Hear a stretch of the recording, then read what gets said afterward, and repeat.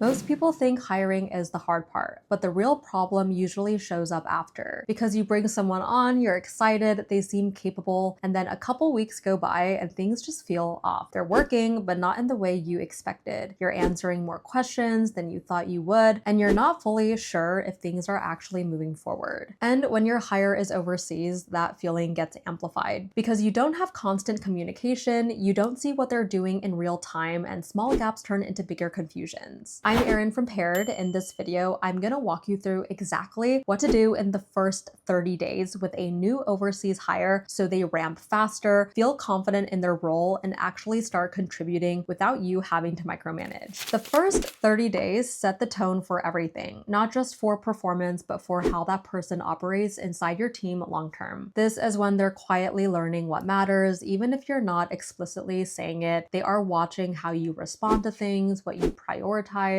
how fast you expect things to move, and how much ownership they are supposed to take. And the tricky part is they won't always ask. Especially with overseas hires, people tend to be more cautious early on. They don't want to overstep, they don't want to ask too many questions, and they don't want to get something wrong. So instead of constantly checking with you, they start filling in the gaps on their own. And once those patterns start forming, they stick. So if the first month is unclear, you don't just get confusion for a few weeks, you get habits that you'll have to undo later. That's why this phase isn't just about onboarding, it's about shaping how someone thinks inside your business before they lock into the wrong version of it. Week 1, clarity over speed. In the first week, your goal is not output, it's clarity. And this is where a lot of people rush because they want to feel like progress is happening. Assigning tasks feels productive, but if the person doesn't fully understand how things work yet, you're just creating more cleanup later. What actually helps here is slowing things down enough for them to see how everything connects. Instead of jumping straight into doing, walk them through how your work flows across your team. Where does something start? Where does it go next? And where do things usually get stuck? That kind of visibility gives them context that most people don't get until much later. Another thing that helps in this phase is showing real examples instead of just explaining things. Instead of saying, this is how we handle support, pull up those past conversations and walk through why certain responses worked and why others didn't. Or if it's a marketing role, show them real campaigns and explain what decisions were made along the way, because once they can see how decisions are made in real situations, they don't have to rely on guessing when they start doing the work themselves. Week 2, controlled execution. By week 2, they should be involved in real work, but this is where structure matters the most. If you give someone full ownership too early, they are still missing context. But if you stay too involved, they don't get the space to think on their own. So the goal here is to create situations where they can act, but still have a safety net. What works well is giving them ownership over something specific and contained, not a broad responsibility, but something you can review together afterward. That way, you're not just checking whether the task was completed, you're understanding how they approached it. And this is where you start seeing patterns. You'll notice how they make decisions when things aren't fully clear, whether they pause and ask for input, or move forward with assumptions. Whether they simplify things or overcomplicate them, those small behaviors tells you a lot about how they'll operate long term. Because at this stage, you're not trying to perfect their output, you're trying to understand how they think so you can guide it early before it becomes their default way of working.